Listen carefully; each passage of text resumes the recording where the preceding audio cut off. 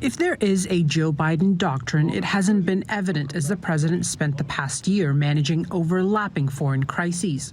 He hosted Ukraine's President Volodymyr Zelensky twice in 3 months, as both men made a plea to the Republican-controlled House of Representatives to greenlight a $50 billion aid package for Kyiv, which would bring the total U.S. contribution to well over $100 billion since February 2022.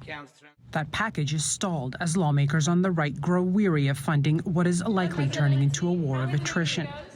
Putin is banking on the United States failing to deliver for Ukraine. We must prove him wrong. Ukraine was primarily one of the objectives of the U.S. to undermine, weaken Russia.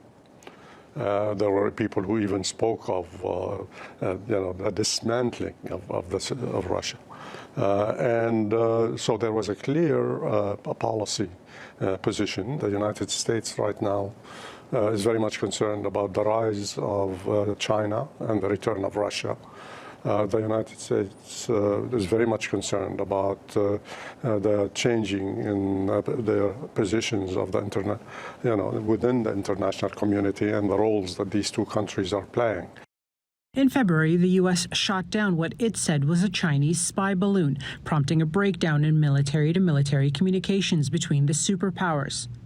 Not long after, Taiwan's president arrived in the U.S. after Beijing urged the Speaker of the House not to meet with her. It wasn't until November that Biden met face-to-face with his Chinese counterpart Xi Jinping to attempt a reset of relations. But that highly anticipated summit was overshadowed in the international sphere by Israel's weeks-long bombardment of Gaza. A self-described devout Zionist, Biden went all in for Israel after the Hamas attack on October 7 and is still not stepping back. I think this administration maybe went overboard. I think the president going over there, every week senior officials going over there, the sending of 2 aircraft carriers, sending of nuclear submarine, the providing of intelligence, the providing of backing in the international fora. I think all of these are very significant, and perhaps other administrations might not have gone as far as this one. Lobbying can see a policy shift. TRT World obtained this recording from a Zoom call between Muslim Americans and their elected representative in the state of Connecticut. I have never had a visit, never once. I've been doing this for 15 years by a pro-Palestinian group. And the reason I would love to talk more about that is because, the Palestinians have very legitimate claims. And in times and places have been subject to brutal injustice.